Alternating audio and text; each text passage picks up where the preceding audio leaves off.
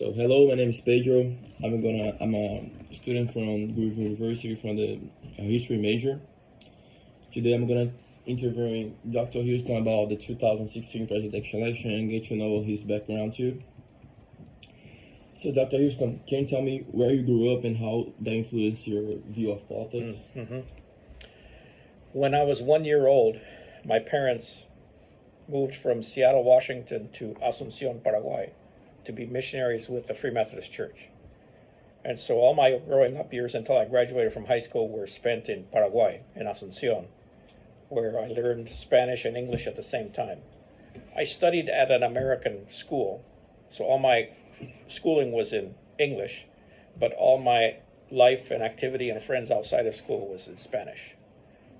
So when I came to the States to do university, I studied 2 years at Seattle Pacific, transferred to Greenville, graduated with a history education degree from Greenville.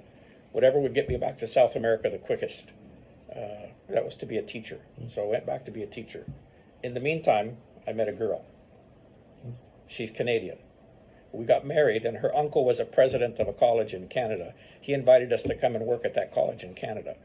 And that helped me see the benefits of, instead of teaching at the high school level, teaching at the college level. So, but to teach at the college level, I knew I had to get a graduate degree, so we ended up at UCLA, where I got a PhD in Latin American history, and then came to Greenville in 1994, taught Latin American history and other history classes at Greenville for 28 years, and I retired in 2022, but then I came back to teach part-time this year. So as you say, you travel a lot around the world, and especially in Latin America. So what experiences shaped you to understand political systems? So one of the main ideas I learned from being a history major is the following.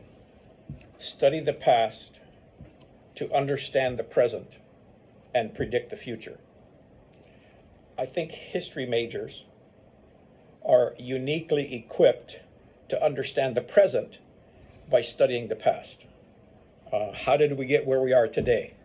Well, let's see what's happened in the past, the distant past, the recent past, that have determined, have influenced how we came today, how we come to where we are today. On the history side. On the travel, living in Latin America side, I think it gave me an appreciation for being bilingual, the strengths of being bilingual, bicultural, but also having lived in Paraguay, one of the poorest countries in South America, the challenges of social change to help the poor majority be lifted out of poverty. And so much of my interest in the history of Latin America, history in general, but in my teaching, is to equip students with the capacity, the interests, the skills to study the past to understand the present, but also to see what impact they can make on helping the poor rise out of poverty. Definitely. So you gave like example of the Paraguayan political system. So how did you compare the Paraguayan political system to the U.S.? Most of my lived experience in Paraguay was under a military dictatorship. Alfredo Stroessner was dictator of Paraguay from 1954 to 1989. So I understand how dictatorships work, how they come to power, how they maintain power. And it's one of the things that makes me very worried about current events in the United States. Having not only from lived experience in Paraguay, but also from studying the history of Latin America, understanding the many, many military dictatorships and even civilian dictatorships there have been in Latin America, how dictators come to power, how they maintain power, and what it takes to remove them from power.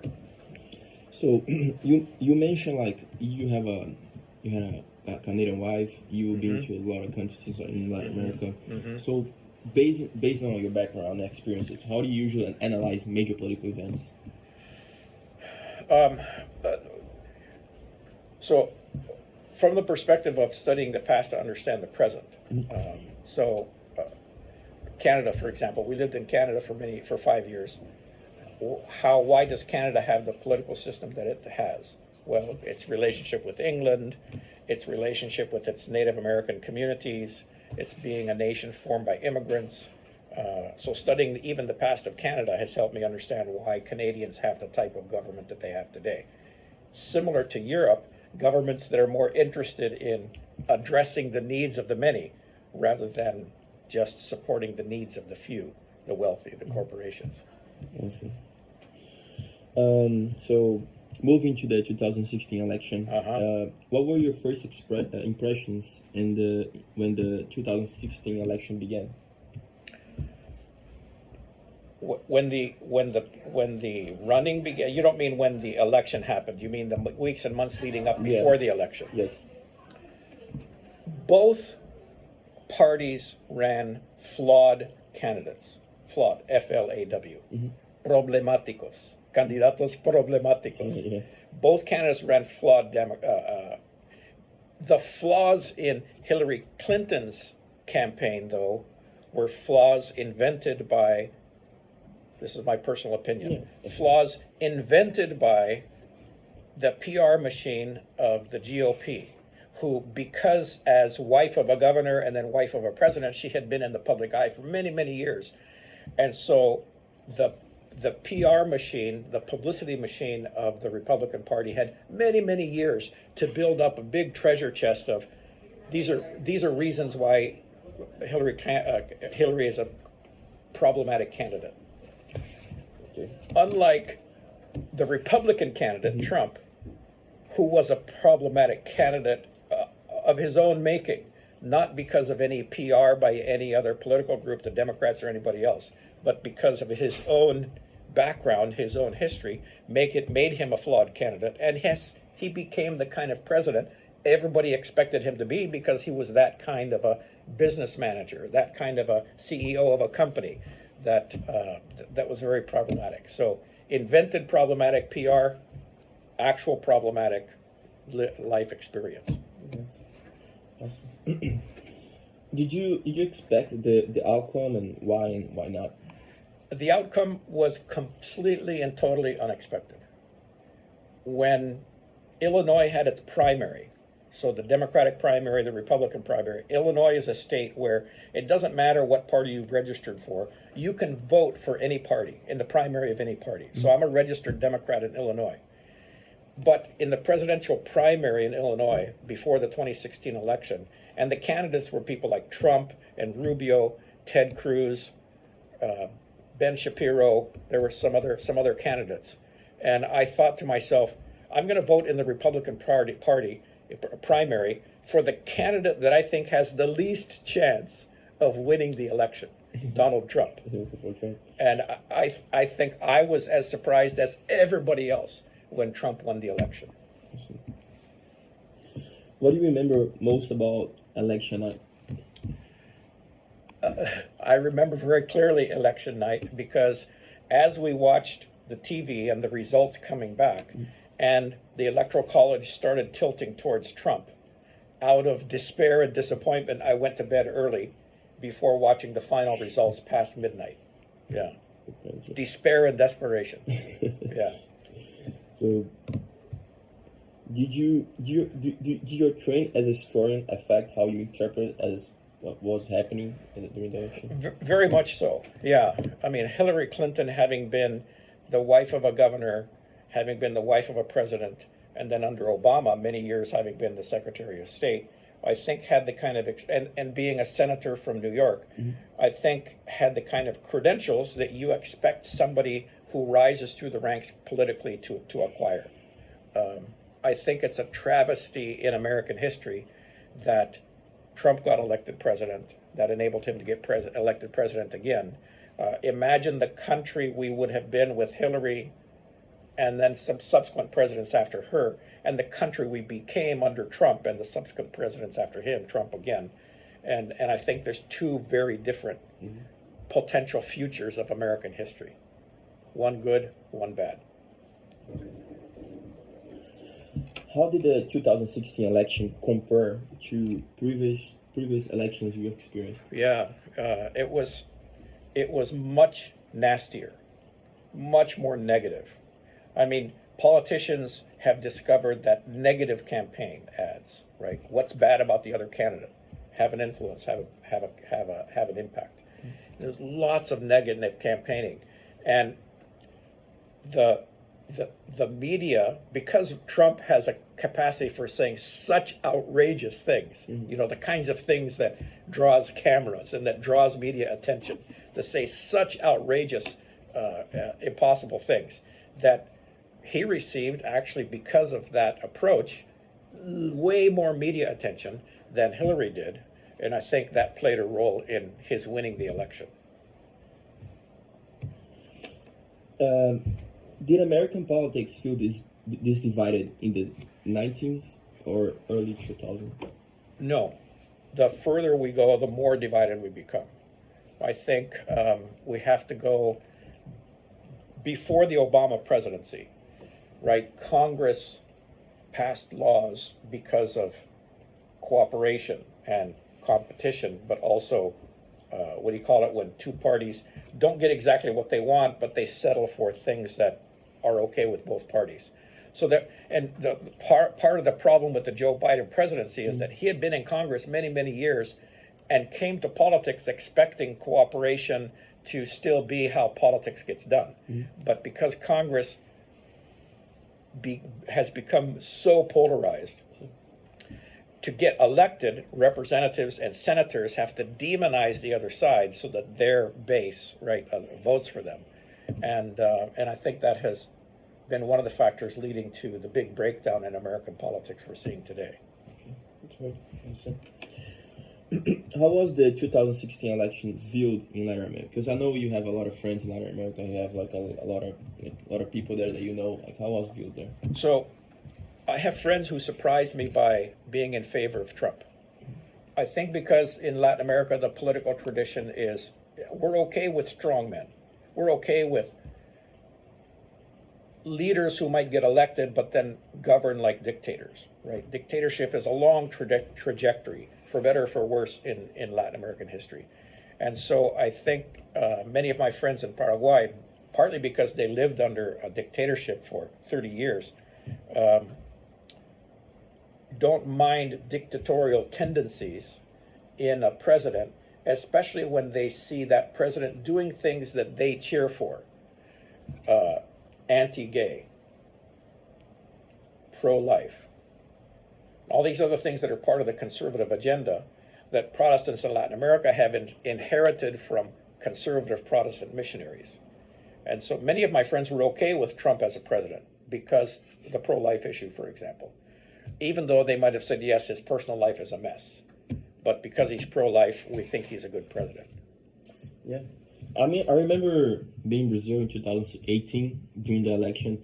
I remember Bolsonaro just saying like he's Trump 2.0, and he's very similar to Trump. And like with that, like, did you see like similarities between political trends in the U.S. and Latin American countries? I think so, because the United States has such a strong influence in Latin American history, and now today in Latin American politics. Partly because of the close ties that the United States has cultivated with Latin American countries, sometimes for better, sometimes for worse, right? Many times the United States has supported military dictators or enabled the military to overthrow a president who is maybe slightly socialist, like Salvador Allende in Chile, or in other examples in other countries. I think it can't help but have a strong influence in Latin American politics. And so when the United States leans left, Latin America leans left. When the United States leans right, like it is now, Latin America leans right. I'm not saying the United States determines politics in Latin America, but I think it influences. Yeah. Did the election affect how the U.S. was perceived internationally? The election of 2016? Yeah. Sadly, I think yes. And subsequent events after that, I think, have borne out the idea that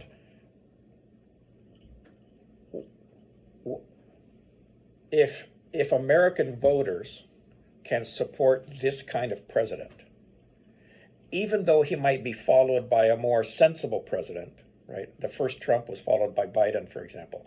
And who knows, for example, if the second Trump gets followed, let's say, by another Democrat. I think our allies around the world are going to be too nervous to trust us again. Because who knows when the American electorate might bring another Trump to power. You never know. It's happened once, it could happen again. And so I think it's automatically going to make our allies nervous, wary, difficult to trust us again.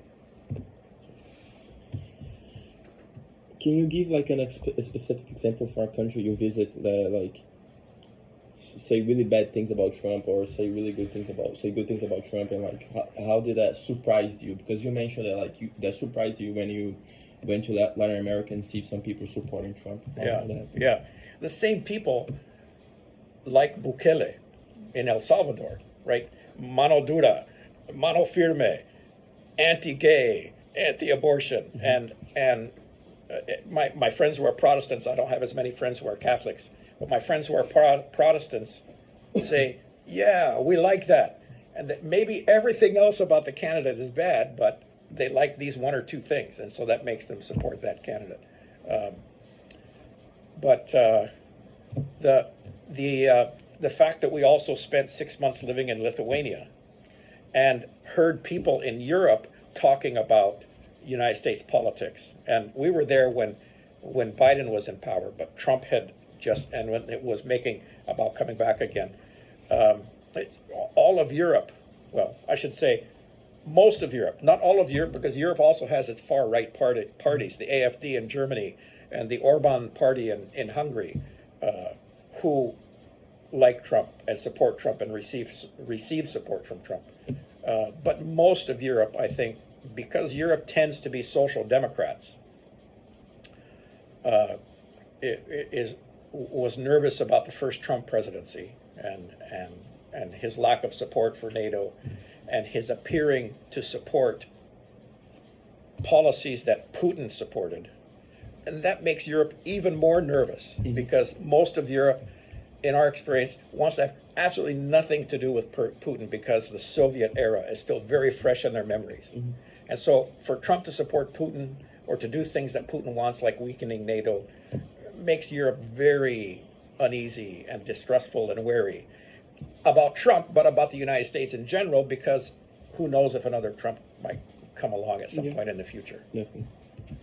So looking back now, what is the long-term significance of the 2016 election? The long-term significance of the 2016 election is the rise of the Confederacy, the slave-owning South, the Confederate States of America, the Civil War, 1860s. The Southern whites, Southern Protestant whites, were very upset about the Civil Rights Movement in 1964, right? That gave blacks more equality in the South. So much so that many times they founded their own schools, their own private schools, their own colleges and universities, so their white students didn't have to go to school with black students. And I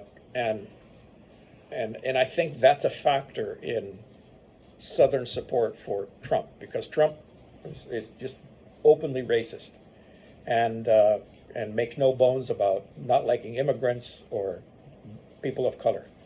And that resonates with Protestant whites in the South, where some of his biggest support base comes from.